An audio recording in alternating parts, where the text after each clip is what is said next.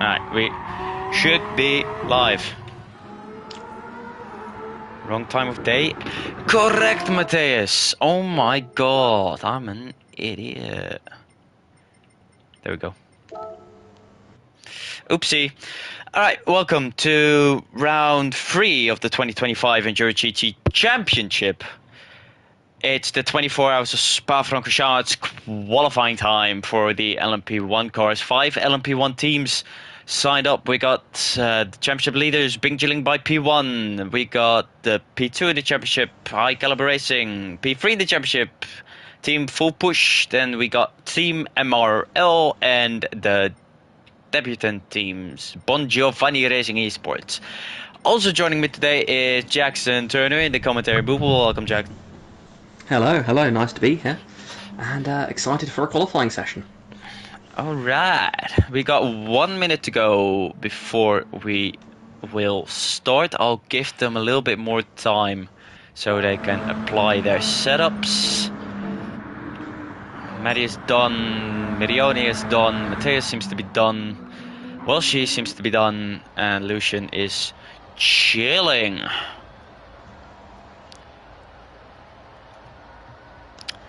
Alright, and he also looks to be done. Right, so let me quickly share the link to the stream. It's EnduroGT. Bam. Share, copy.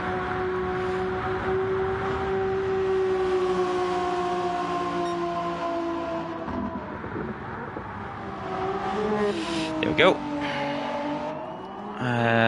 We're almost done. Where is it? Here it is. That's it. Chop. So based on a previous event so far this season, with Bing Chilling by P1 so far being the dominant force, do you expect them to get pole here today? Absolutely not. My money's on Matthias, because Matthias has 2 poles in 2 races so far. Ah. So Bing Chilling by P1 actually qualified 3rd in both races. So who knows? It's gonna be probably gonna be interesting to see who will get the pole position. But as far as I know, the new Bon Giovanni Esports racing team in the purple and green number 15 Audi R18 LMP1 car is a very strong team. So I'm interested to see how they will perform. But my expectations are quite high. Going to be a fascinating session then. Obviously qualifying for a 24-hour race isn't the most important thing. It's a long race, only 5 cars, you know, you have as much as you can really, considering the limitations sadly with Gran Turismo. But still, it is a sign of things to come, and it's a statement to make early on in an event. And listen, if you go out there and put in a blinding lap, whoever gets it, it is a statement made to the competition that they know what they've got to go up against for the next 24 hours of racing. And that small thing, especially over a 24-hour race, morale is a huge factor. So yeah, if drivers feel like they're already on the back foot, then that may hurt them a little bit. But as we see this event go on, I think lots of changes will happen, and with 15 minutes I believe qualifying ahead of us, yep, it should be quite an exciting event. Alright, time to go. Start qualifying, and we will see who will put down the fastest time. We got 6 people watching so far. Welcome. Hello. And Matthias does not seem to be very confident in getting another pole. So, who knows? Interesting. Could be a bit of early psychological tactics for him, perhaps, as we are green in qualifying. Maybe he is 5 seconds clear of the field, but he's like, nah, man, no way. And I can't get out of the cockpit, can I now? I hope so. That'll be because they're in the pit lane. Yes. Yeah, so 4 of the 5 cars in the Audi, one of them though in a Toyota. Do you see that playing much of a factor, if at all, across this event? Well, the high caliber car has been a win contender so far in every race this season. However, that were very different tracks around Daytona, very high speed, and Barcelona, a lot of cornering and tyre wear. They were very good on the tyre wear, but obviously tyre wear is not going to matter that much in a qualifying session, especially around Spa. That is a fascinating course. With every update that GT7 has, they often make adjustments to the balance. So yeah, as of course, for those of you that have been doing endurance racing or have been aware of endurance racing on Gran Turismo for a long time, it always used to be the Porsche that was the dominant LMP1. But of course these days, ever since an update, well, probably a few months ago now, probably more than that in fact, it does very much feel like a much slightly more open playing field, as we see the Toyota and the Audi both seemingly competitive here. Two beautiful race cars, I have to say, and unique in their own way, which is nice to see. And we've got some beautiful liveries on them as well here. As of course, you know, it's not just about going fast, it's about looking good whilst you do it. So these drivers got a bit of pride for them and their liveries, hopefully, as they get ready to try and put themselves at the head of the field as they're just coming around to the end of their outlaps here at one of the longer circuits on the schedule, but of course with some of the venues that come later in the season, it of course is not the longest venue of the season.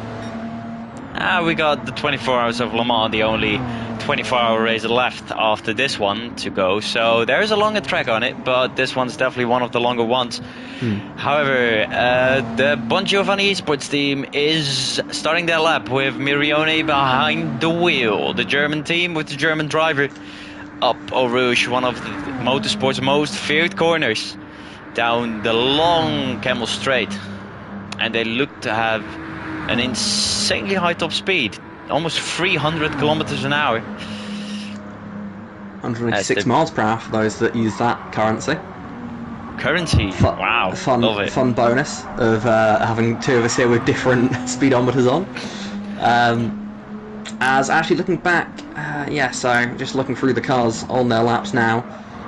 Nice and dark sunset. Cold track conditions should be helping these drivers out a little bit here, as you see them pushing the limits of this racetrack already. In theory, good idea early on in the session, especially just to get a nice banker lap in, get something nice and safe, no risk of track limits, no risk of any incidents or anything like that, just to make sure you've got a lap time on the board. And then often you'll find then later in the session, that's when the drivers really hammer down and push as hard as they can and test the limits of these machines here.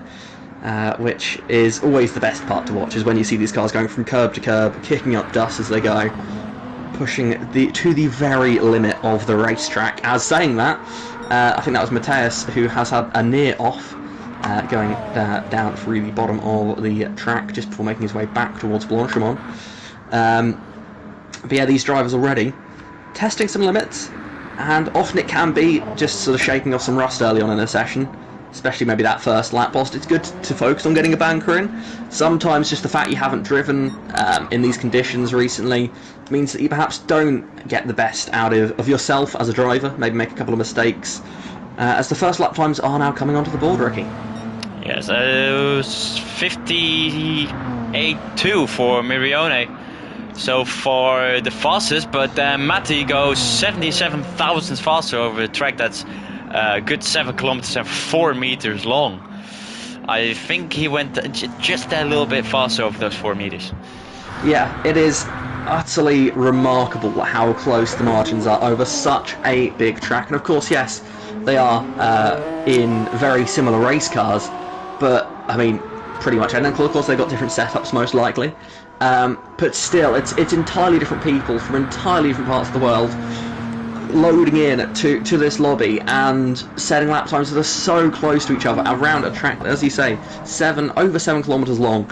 Is truly remarkable to see that kind of margin afterwards, and that does go to show what we could well expect over the next 24 hours, which is very close margins.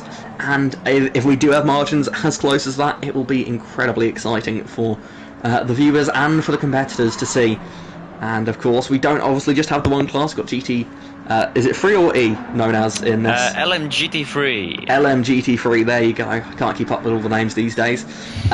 So 2 classes, so even if one class does start to go off the boil for a bit, you've always got the other one to keep an eye on as well. But for now, it is all about these LMP1 cars launching their way around this track, and it is a track which is built for these cars, really, obviously not literally, but these sort of high downforce machines around such a high-speed circuit, it is a sight to behold. Definitely is, and we also see setup differences as Mirione in the Bon Giovanni car is getting to 300 kph, whilst the Bing car from Matti seems to be struggling to get over 285. So difference is downforce. However, Matti 3/10 up on his own time in the middle sector. However, 2/10 down in the first sector. So let's see. It's a 57.7, half a second clear of the rest of the pack. Remember, 3 points available for the person or for the team that gets pole position. As Mateus went into the pit lane. Let's see. Exolution looking for an improvement. Gets it. 2/10 jumps Mateus. 1.7 seconds behind the pack, which is surprising for the high caliber car, because normally they're fighting for pole 1 and 2 on the grid in Daytona and Barcelona together with TFP, and currently they're second last and last. It's fascinating stuff there with how it can change from one event to the next, and of course, as you mentioned, setups can be so different here. It could be as much as going down the wrong rabbit hole when getting your setup ready. If you sort of get stuck going in a bit of a spiral, not finding something that works, or finding something that works but it only works in certain conditions and it doesn't maybe work in quality conditions, things like that. It's those sorts of situations where suddenly a car that you expect to be so competitive may look a bit off the boil. Whether it truly is or not, it's hard to judge immediately from qualifying, but it shows the fine margins, of course, as we mentioned. Now it is a bit more at the front, a larger margin, but still, over the distance, with the difference in drivers and the cars, it is still remarkable here to see how close it is. And as these drivers sort of push on in this session, it's getting closer to the limit of what these cars can do in these conditions. And as we get close to that, we could see it spread out, we could see it close up, and at that point we're really seeing the best of the best from these cars and drivers. And there's a big moment there for Mirione there. Yeah, out of the bus of chicane, just a lot on the curb, on the inside curb in the second part of it. Unsettling the back end of the car and losing you heaps of time. Whilst the grade for Team MRL doing well in third, only a 10th behind Mirione. Last time out they were 4th or 5th on the grid, I don't quite remember. They made a car change, their only legal car change during the season, to the Audi R18.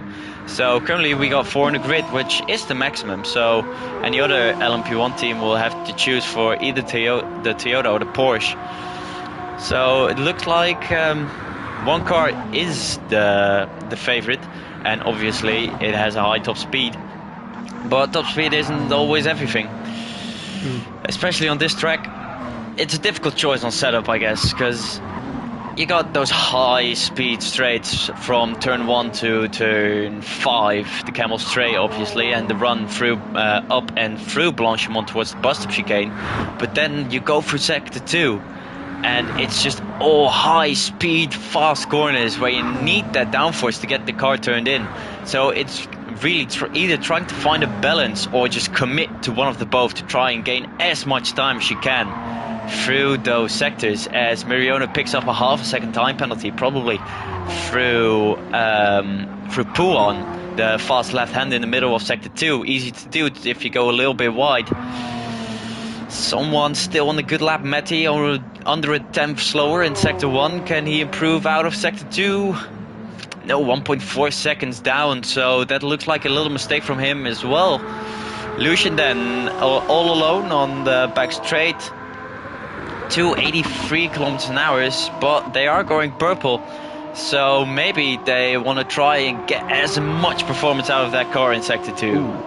What a spin there from Welsh Straight coming out of the final chicane. That's doubly bad. Of course, hurts the lap you were on, and then the one you were going to go on to there for them, as they now return to the pits and have another crack at it. And Mateus, in the meantime, goes from 5th to 2nd, only 4/10 off.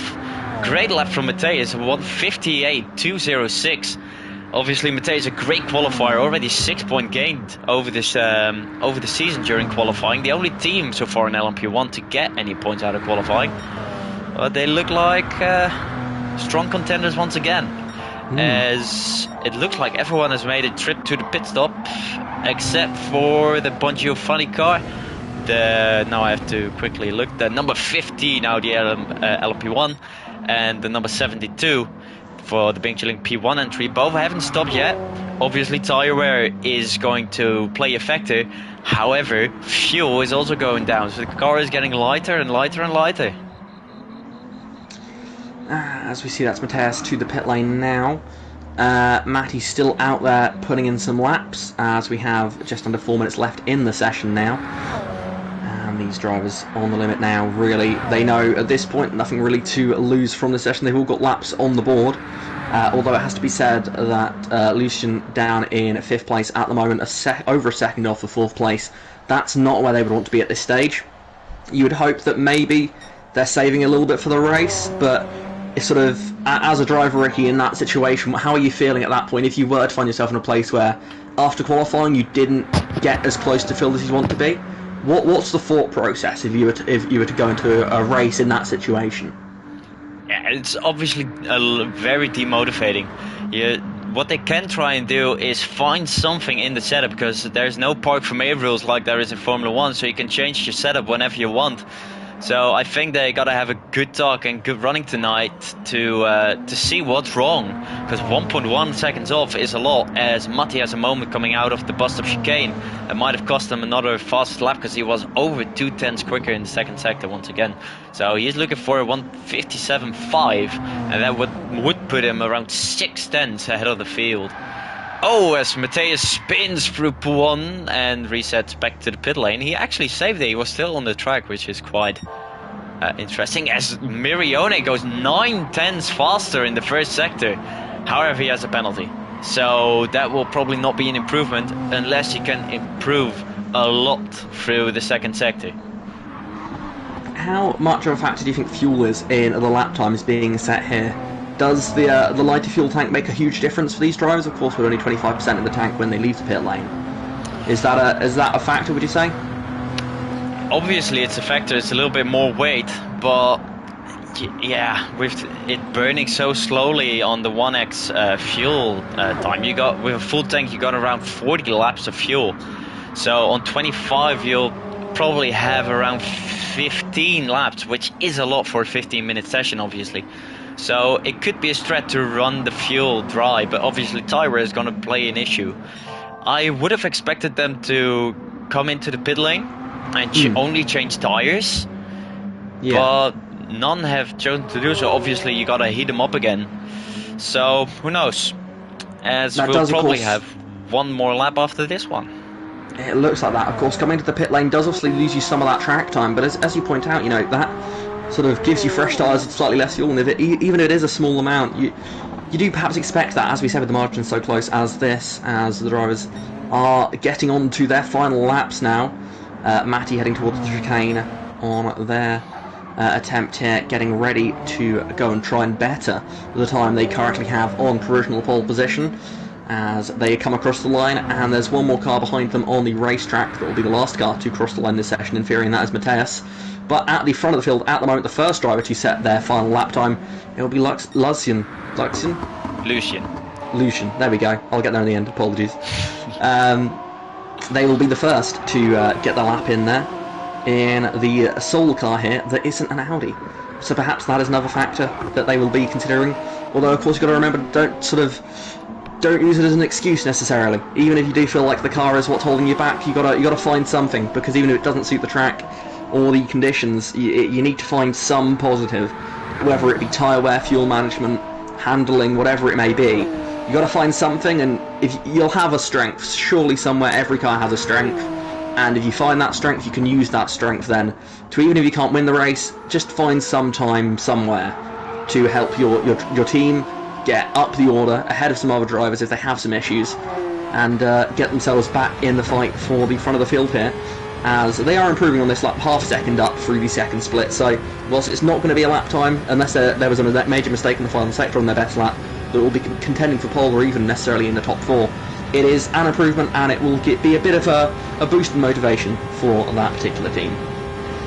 looks like it's gonna be an all Audi party tonight after qualifying. However, Lucian in the Toyota looking to spoil it. 5/10s won't be enough to improve position, but he will be trying everything to do it. And he doesn't. 4.5 improvement. Well's the great then. Here he comes for Team MRL. Out of the final corner, over the rumble strips, and no improvement. El Marione then, only 300s behind Matthias. Doesn't improve. Matti, 2/10s down in the second sector, or 1.5 up in the first. Here he comes, no improvement, half a second down.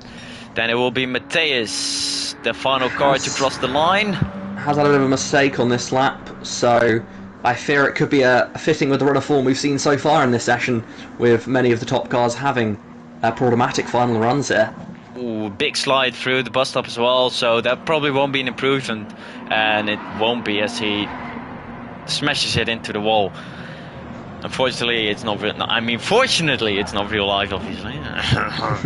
Oops. And that concludes qualifying. So it's the Bing Chilling Pipe P1 entry, adding another 3 points to their total. Here we go then. FGR and Matty with a 57.798, just under the 0.8 seconds. 4/10 ahead of Matthias, for just under 4.5 ahead of Mirione. Then it's 6/10 to Team MRL and 1.3 seconds to High Caliber Racing, and that one just gotta hurt for them. Obviously, Lucian, an expert in high downforce cars in the Super Formula Leagues he's running. So hopefully he can find something in the setup or in the lap times, but that kind of hurts. Not ideal for them after qualifying then. But next up, I believe, is LMGT3 qualifying. Yes, sir. Let me save the replay and then we'll set up a new lobby. Sounds very good there.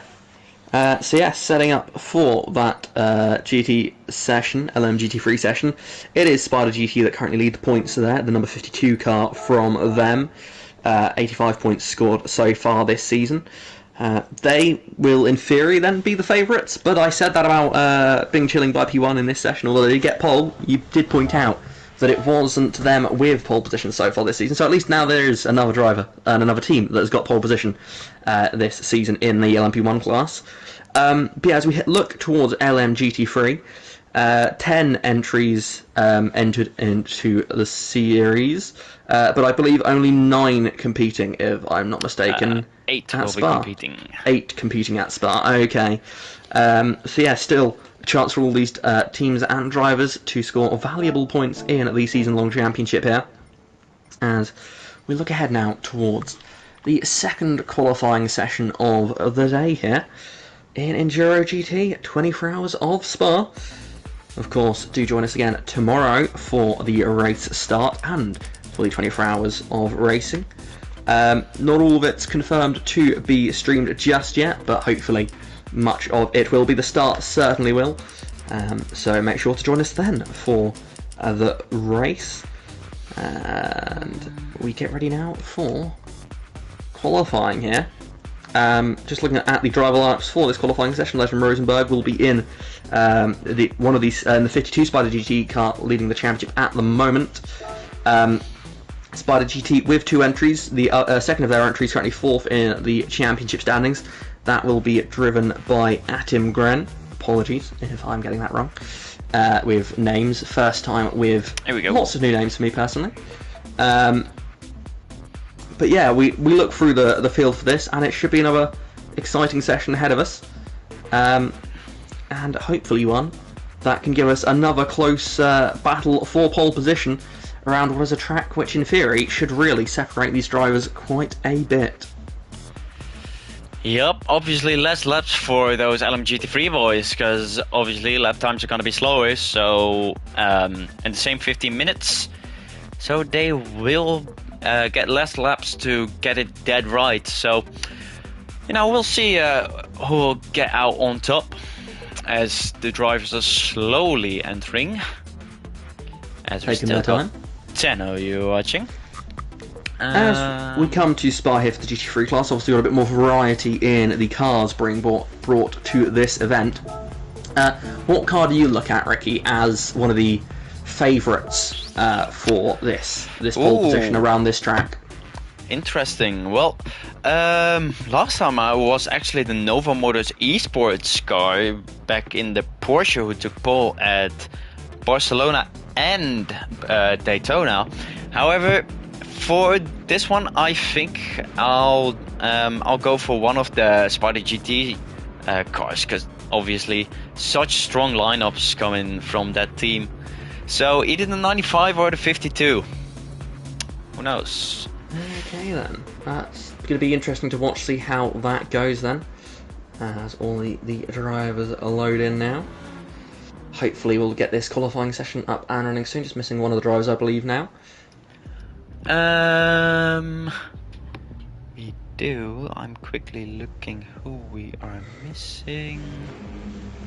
It's the... Ooh. It's the Team MRL Mercedes, I believe. Yes. Who is driving there? Let me quickly... Johnny Mackers is here? I know that's not the wrong one. That's the other one. The 34 should that's be... Yeast, who's here. Yeast... Oh, then it's someone else. Wait, who is not here? LSR is... Atomic Harrison, are they here? Yeah. Yep.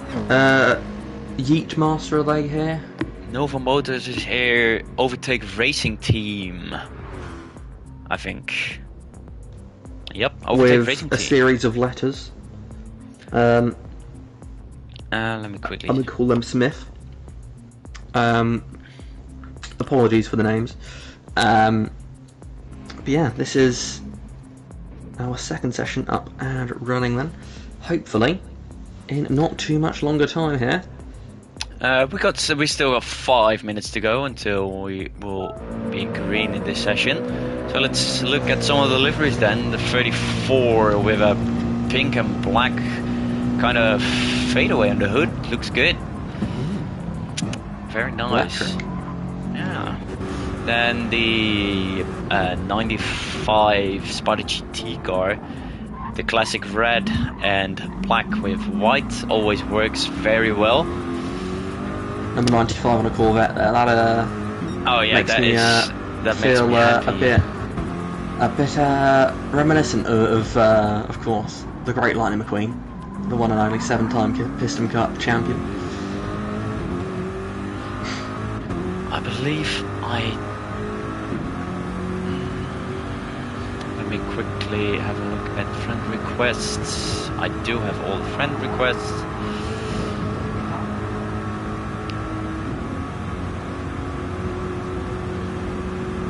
And my team chat is absolutely exploding. Obviously, I also drive for Bingeling by P1, so I do not mind starting from points in 1 tomorrow, because guess who's driving that one? That's me. Well, hey. In that case, you gotta say that's probably quite admin bias there, that you're starting on pole position for... It's definitely admin bias. Yeah, your own one there. I also did very much in that qualifying session. You did.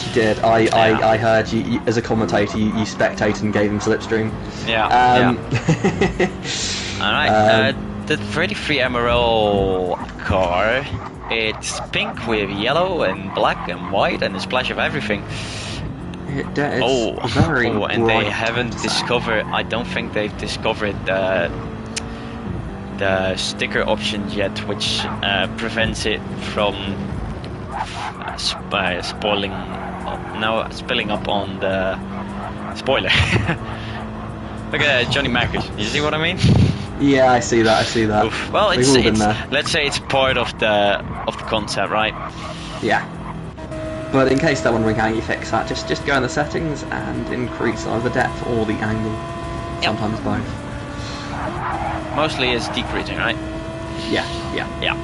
Alright, the Nova Motor Esports, very Nova Motorsport-ish, with the black and purple. Brakes glowing as they came into that chicane, and that was impressive. That's a beautiful thing about Twilight. Not quite dark, and also not full day. So you get all the nice touch of all the lights, and you can also see the cars. As I spot a little Max Verstappen helmet in there. Is that Franz? Are you sure that isn't Franz Herman? Herman, yeah. Right, then the 93 LSR car, dark blue with some orange. Not No bad. faster stripe on the hood there for it. Like it. Then the Bon Giovanni entry in the Mercedes, same color scheme as the LMP1 car. Very nice. It has sort of a spooky feel to it with the green, the purple, and the black. I like that. It works though. It does. It really does. I have to say, it works better on the GT3 than it did on the LMP1, in my opinion. Look at those flames shooting out. Love it. Quite often you will see a livery that is perhaps slightly more complex will work better on a boxier car than a slightly more curvy car. Yeah. I don't know Fair. why. Just seems to be something that happens. Here's Legend Rosenberg, the F1 merchant. Mm-hmm. He's he's pleased to been have raced doing against quite some endurance. He's doing quite some endurance on GT for a while now. So I'm curious to see what he's gonna do. He's gonna make his EnduroGT debut this weekend. I can proudly say I held him behind for half a lap at the French Grand Prix like 1 year ago, and I'm still very proud of that. And holding him behind, I mean he blasted past me in an overtaking spot that shouldn't have been an overtaking spot. Legend, incredible behind the wheel of an F1 car, has to be said. I raced him a long time ago now, but good to see him here on Gran Turismo 7 in what is a very nice looking Porsche here. I do like the simplicity of the livery. It really works. It stands out, and certainly going to be a car to keep an eye on over the race distance. Alright, 1930. Let's get this shit show on the road. Oh my god. I'm gonna get fined by myself because I said a swear word. Not good enough, Yeah. Ricky. Not good enough. No, gotta do better. Tim Atte looking 5/10 clear of the grid so far. Well, only 3 people have set a time. Now he's spun. Now he reset. I take back what I said about him. He sucks. Just kidding. You're very much a living in the moment kind of guy, Ricky, there, aren't you? I am very much the kind of guy who lives in the moment. As Jeremy now goes faster than him. Wow, should we just start this so we can get actual times on the board? Yeah. Let's do this. Let's find out some real numbers, shall we? Yeah! Okay then, as we get ready to go, I need to make sure I'm out of spectator mode. There used to be a glitch on Gran Turismo Sport, that was a thing, where if you're in spectate mode, as you loaded into a session, it would glitch a little bit and get you stuck in onboard cam. Well, what doesn't glitch you? Oh, gosh, I don't know. Does anyone, do you remember the days Gran Turismo Sport this was, where you'd have a glitch, where you'd pull out of the pit lane and the car wouldn't give you control? And sometimes, then when the race started, before you fixed it, your car wouldn't go anywhere on the start. Ah, good times, good times. Thankfully, we are hopefully long past those issues now. I'm sure I've jinxed it now I've said that. But yes, we've got cars on the racetrack, Ricky. That's good to see. Way! Cars on the racetrack. Spider GT, ole ole ole. That is not Edmund's bias, that is Carl Davidson in the chat spamming. Yeah, if you say something in the chat, the streamer will mention you. Damn. Where's my Twitch partnership, bro? Oh no, wait, we're streaming on YouTube. Damn. Yeah, you're gonna find it hard to get a Twitch partnership by streaming on YouTube, to be honest with you, Ricky. Yeah. That's not the best way of going about it. You never know, you never know. I listen to people get paid a lot of money by Kick for their previous success on Twitch. So. Yeah, Kick, put me in the F1 car. Yeah. Oh, and now people are starting to talk. Average Drive says good luck for the MRL pair in the BMW and the Mercedes? Somewhere. Johnny, no, that's... Wait, is it the no, who? Right. Oh, Yeast, all the way up front. I was going to say, yeah, I can't be blamed for not knowing what I'm doing here. I'm new. Ricky, he's been doing this a long time. He should know these things. I've run this. I run the shit show. I should know what everything is. Oh my god. I think I know the answer to this question, but I'll ask it for the purpose of for anyone else that may be wondering. GT cars, mandatory that they run yellow headlights, I'm assuming, to differentiate their headlights from the LMP1 lights. Yep. And it's also easier on their eyes. Because I ran white headlights last year at this race. It was hurting my eyes while driving in the dark, so that also helps. Luckily I'm not driving in the dark, even though night stints are the best. Anyway, Yeast now around the final corner to set an insane lap of 2 minutes 1787. Incredible stuff there. Incredible stuff. Put him in the hypercar field, that would. Yeah. So I think, is that a Senna-inspired helmet I see underneath his window there? Just about see it. It looks like an Ayrton Senna. Yeah. Well, okay. No, I'm not gonna say what I was gonna say. I'm not gonna. Yeah, you you know didn't what? say it, and I know what you're gonna say, so don't say it. No, I'm not gonna say it. Right. As he heads down the Camel Straight here in, that Mercedes lights aglow as they head towards the Lacombe chicane here.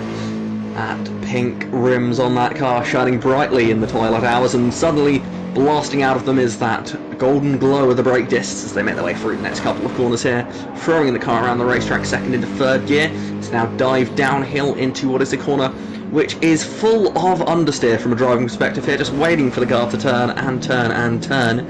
Finally find your way out of here, and it starts to pick up the speed here. Relatively medium speed left-hander here.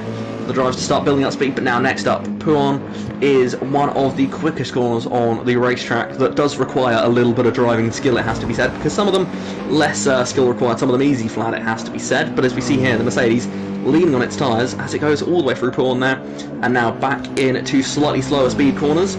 Really will test the driver as every corner immediately after the previous one. A mistake at the first corner is going to hurt you at the last corner. It is just a corner after corner section where you cannot afford to make any errors. And as we see them make their way around now back on to one of the highest speed parts of the track, it's flat out now to the final chicane, just making it as short a run as possible. As they make their way towards it now, the field is really racing here, or at least in qualifying they're qualifying here, as they get ready to start posting the first laps of the session. Couple of penalties already being handed out to Harrison and Legend, as Yeast now gets into the chicane.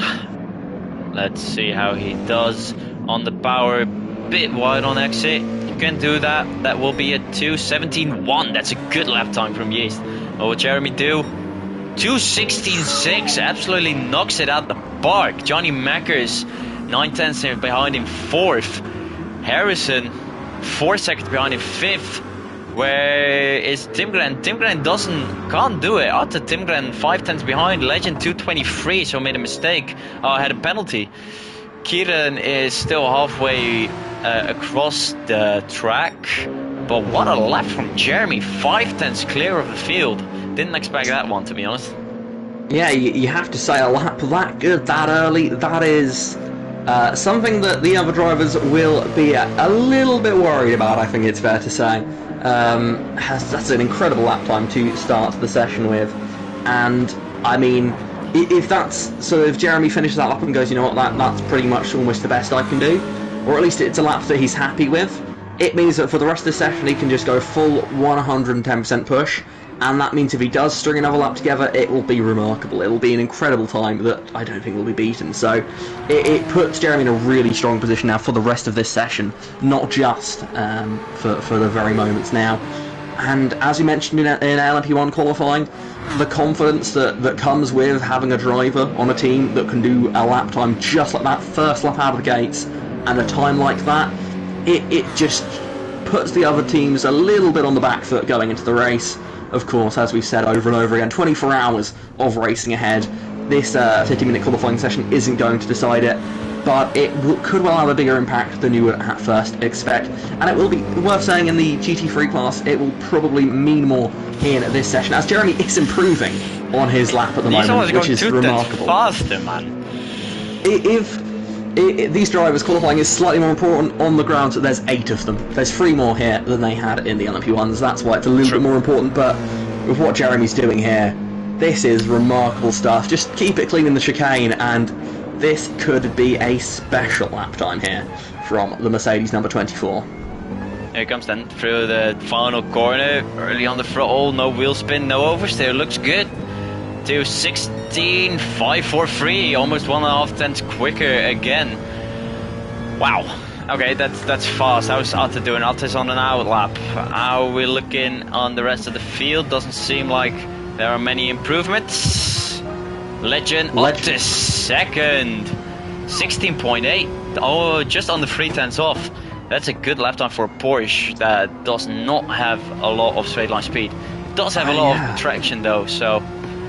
That's going to be one to watch out for in the race, because we are seeing here, with the GT3 field, LMGT3 field, with such different cars in this, their strengths and weaknesses come in very different parts of the lap, so we could see quite a fascinating race, especially early on, because if that Porsche can stay in the slipstream of a Mercedes or of a Corvette, that will take out a large part of its disadvantage if it can stay in the slipstream, and then it can cling with them in the corners, and that slipstream may be quite a crucial factor in them having a chance here, because even if they don't have the qualifying pace, if they can just stay close enough to get that slipstream in the race, that could put them in a very strong position over 24 hours of racing, because it may give them the chance to save a little bit of fuel. The car might naturally be a little bit better at fuel saving. The Porsche often is, as is the case with a lot of cars that tend to be slower on the straights, usually do make up for that with fuel saving and their fuel efficiency.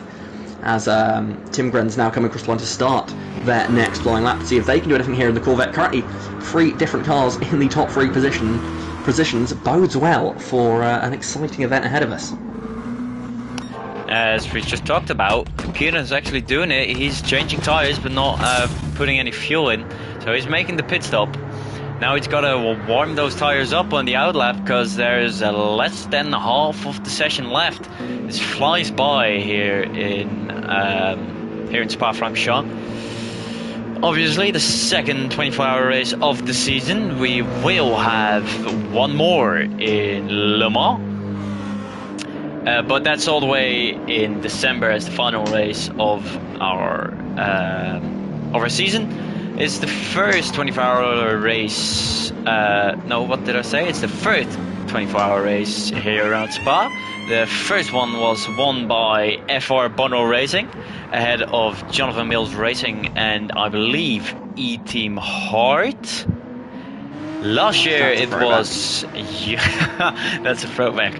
Last year it was UNM Esports who took the win over his sister team Secret Drivers Club. And in third we had 23i.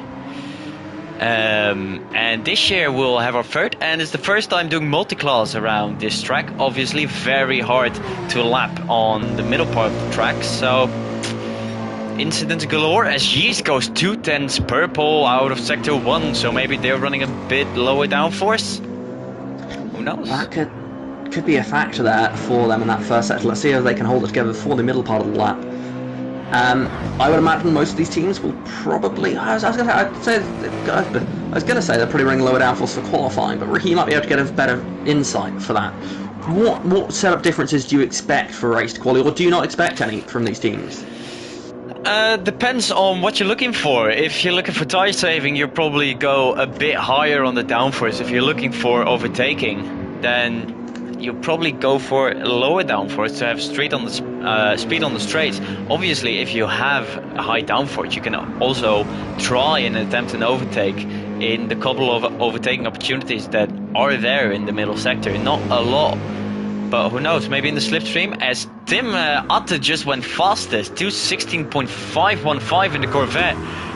The understeer galore car on a track in the second sector that's just understeer galore.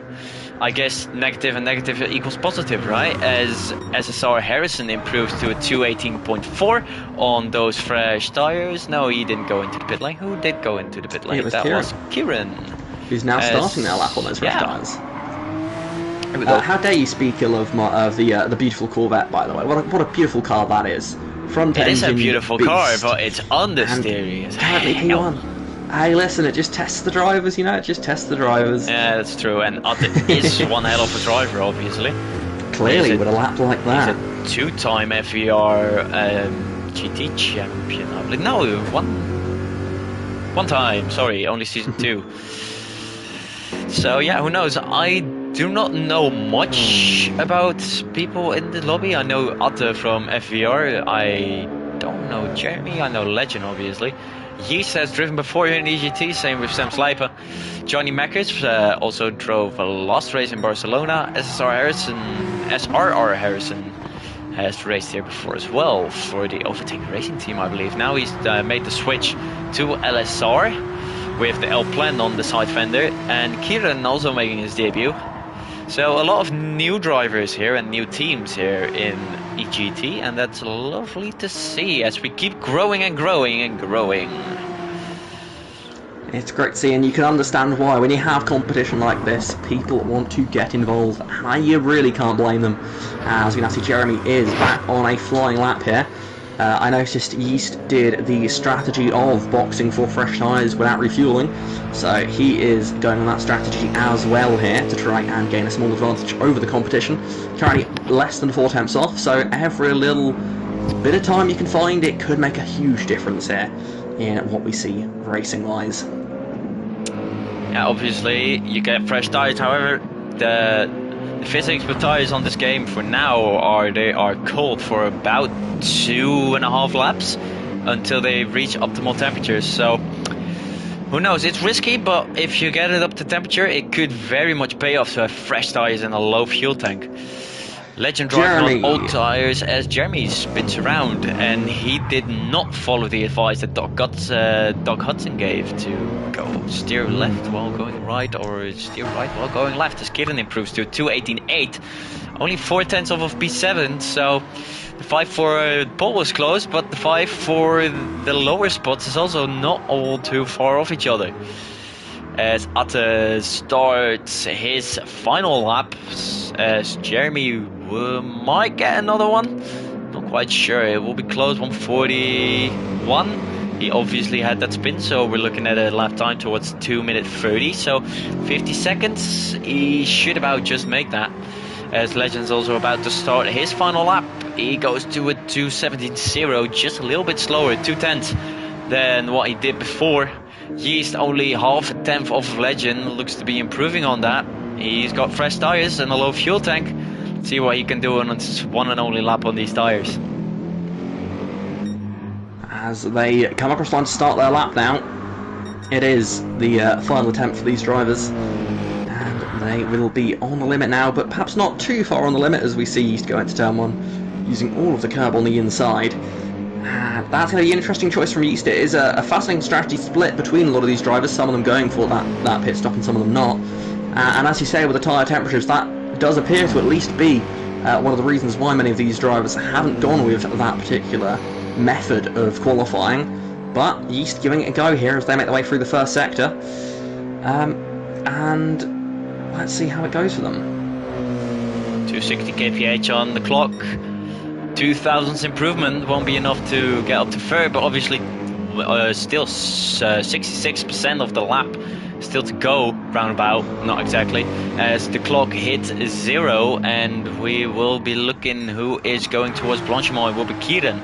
See if he can improve once again on his fresh tyres. See if he can get his fellow Porscheman in SRR Harrison for the LSR team. Braking towards chicane, back to first, hit the curb. Don't hit it too hard though, avoid the curb on the second apex. Have a good exit, and he goes to a 7 tenths improvement. He got up to 7th, 2.18.0, great lap from him. Now we're gonna look who's the next car. It's Atte Timgren, and he has backed out.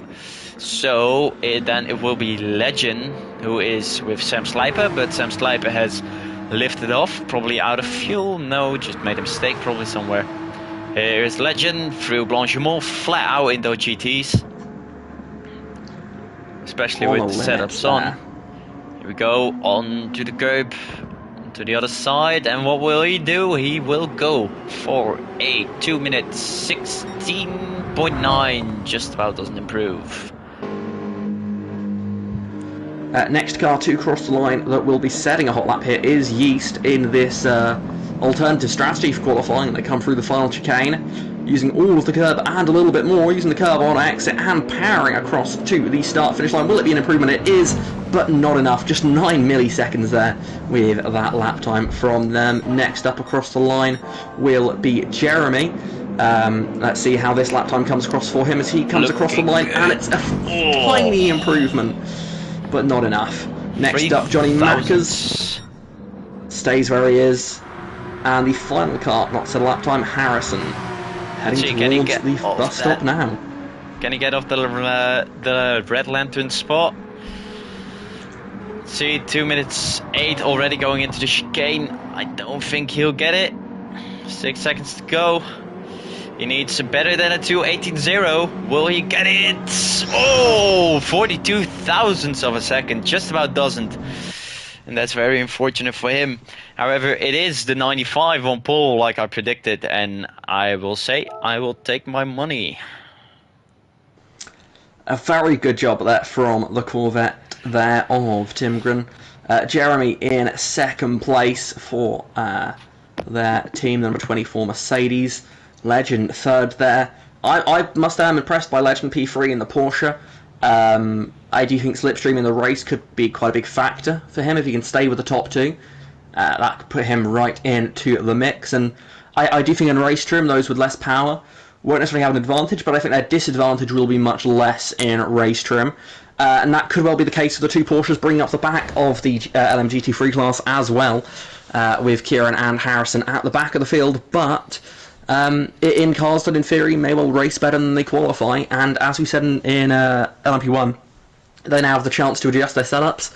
They can look and see, well, where were these cars better than us? Were they better on the corners? Were they better on the straights? What can we do to find something? Is it simply just not executing? And it'll be those little things that have to look over all those little details, try and figure out exactly what they need to do, and hopefully tomorrow come back better ahead of what will be a very entertaining race here.